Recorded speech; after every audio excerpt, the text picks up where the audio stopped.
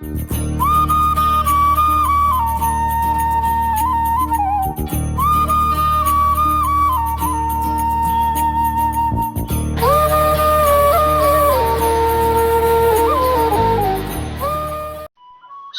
गणेशाय नमः। श्री कृष्ण कन्हैया लाल की जय। बोलिए श्री गुरुदेव भगवान की जय। वैशाख मास महात्म व्रत कथा 13वां अध्याय। वैशाख मास में दान पुण्य के प्रभाव से राजा हेमकांत को पुनः राज्य प्राप्त होना। ब्राह्मण श्रुतदेव शर्मा बोले, हे राजा श्रुतकीर्ति, राजा हेमकांत के उस हिंसक कार्य के लिए राजा कुशकेतु ने दंड स्वरूप उसे अपने राज्य से निकाल दिया। राजा हेमकांत अपने पिता की आज्ञा सुनकर राजमहल छोड़कर वन में चला गया तो वह अत्यंत व्याकुल होकर इधर उधर भटकने लगा और उससे अपने किए हुए उस कृत्य के लिए आत्मग्लानि होने लगी कि थोड़े से क्रोध ने मुझसे कितना बड़ा अपराध करवा दिया और आज उसी का दंड स्वरूप मैं इस भयानक वन में दुख भोग रहा हूँ। कल तक जो हजारों लोग मेरे साथ थे, परंतु आज देखो मैं अकेला ही इस वन में बैठा हूँ। मेरा कोई हाल चाल पूछने वाला नहीं है। हे प्रभु, ना जाने मेरी क्या दुर्गति होगी। इस प्रकार राजा हेमकांत को वन में अकेले रहते हुए, दुख और कष्ट भोगते हुए, भूखे प्यासे रहते हुए अनेकों वर्ष बीत गए। फिर एक दिन त्रित नाम के ऋषि वैशाख मास में तीर्थ यात्रा करते हुए उस भयानक वन में पहुंच गए और वे उस वन में मार्ग भूल गए। भीषण गर्मी और कड़कती धूप के कारण भूख और प्यास से वे व्याकुल हो गए। जैसे तैसे अपने आप को संभाल कर चल रहे थे, परंतु कुछ दूरी पर चलने के बाद वे एकदम मूर्छा खाकर गिर पड़े। देवयोग से राजा हेमकांत की कुटिया समीप ही थी, जिससे राजा हेमकांत ने ऋषि को लड़खड़ाकर गिरते हुए देख लिया और वे तुरंत दौड़कर उनके पास आए। उनकी ऐसी दशा देखकर राजा के मन में दया उत्पन्न हुई और उन्होंने तुरंत ढाक के पत्तों को तोड़कर एक छतरी बनाकर ऋषि के ऊपर छाया कर दी और अपने कमंडल में से ऋषि को शीतल जल पिलवाया और उन्हें अपने गमछे से हवा करने लगे, जिससे उनके शरीर की तपन थोड़ी कम हो और उन्हें राहत प्राप्त हो। इस प्रकार मूर्छित ऋषि को थोड़ी देर बाद चैतन्यता आ जाती है। ऋषि ने राजा हेमकांत को बहुत आशीर्वाद दिया।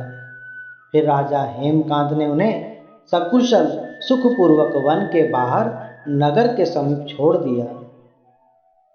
ब्राह्मण श्रुतदेव शर्मा बोले, हे राजा श्रुतकीर्ति, वैशाख मास में इस प्रकार दया करके राजा हेमकांत ने मूर्छित ऋषि को छत्रदान, जलदान और हवा करने से राजा के ऊपर जो ब्रह्म हत्या का महापाप लगा था वह सब समाप्त हो गया।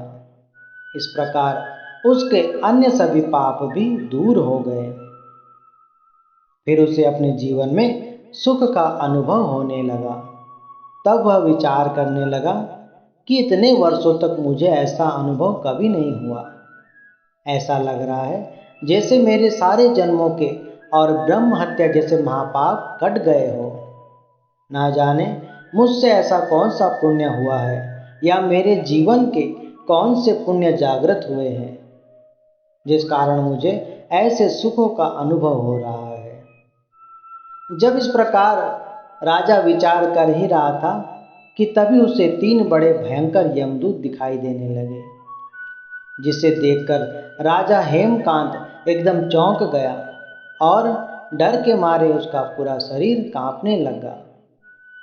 फिर उसे अपने संपूर्ण जीवन के अच्छे बुरे कर्म याद आने लगे कि अब तो मेरी मृत्यु आने वाली है।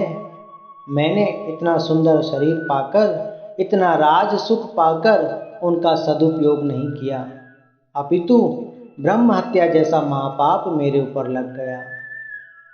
परंतु वैशाख मास में ऋषि के ऊपर ढाक के पत्तों का छत्र बनाकर छाया करना और शीतल जल पिलाकर उनके प्राणों की रक्षा करने से उसके सभी महापाप कट गए थे, जिसके फलस्वरूप उसे तत्काल प्रभु का नाम याद आ गया। वह बार बार भगवान श्री विष्णु को याद करने लगा, उनका नाम जपने लगा, उन्हें याद करके प्रार्थना करने लगा। तब भगवान श्री विष्णु को उस पर दया आ गई और इस प्रकार उसकी भक्ति देखकर अपने पार्षदों से कहा कि तुम यमदूतों के पास जाओ और राजा हेमकांत के प्राणों की रक्षा करो और उसे सकुशल अपने पिता की राजधानी में लेकर जाओ।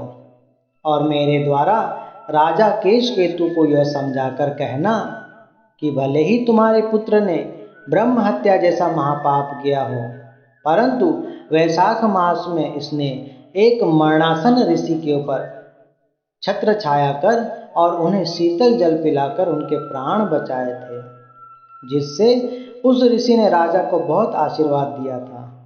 इसलिए आज से यह मेरा परम भक्त है और इसने जितने भी पाप किए हैं उसके सभी पाप नष्ट हो गए हैं।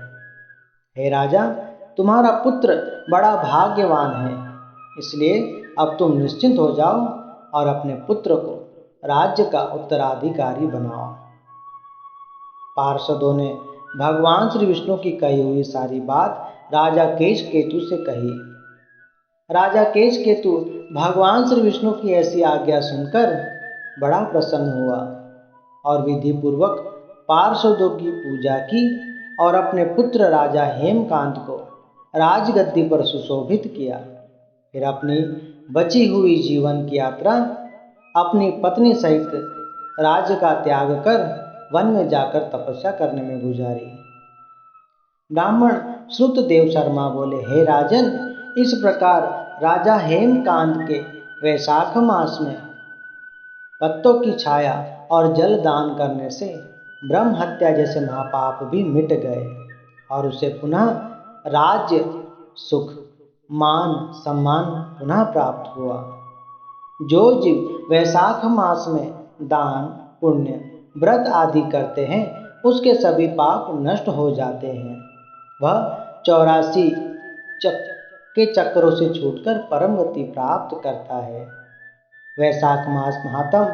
वैशाख मास में दान पुण्य के फल से राजा हेमकांत पुनः राज्य प्राप्त करना बाबत 13वां अध्याय समाप्त।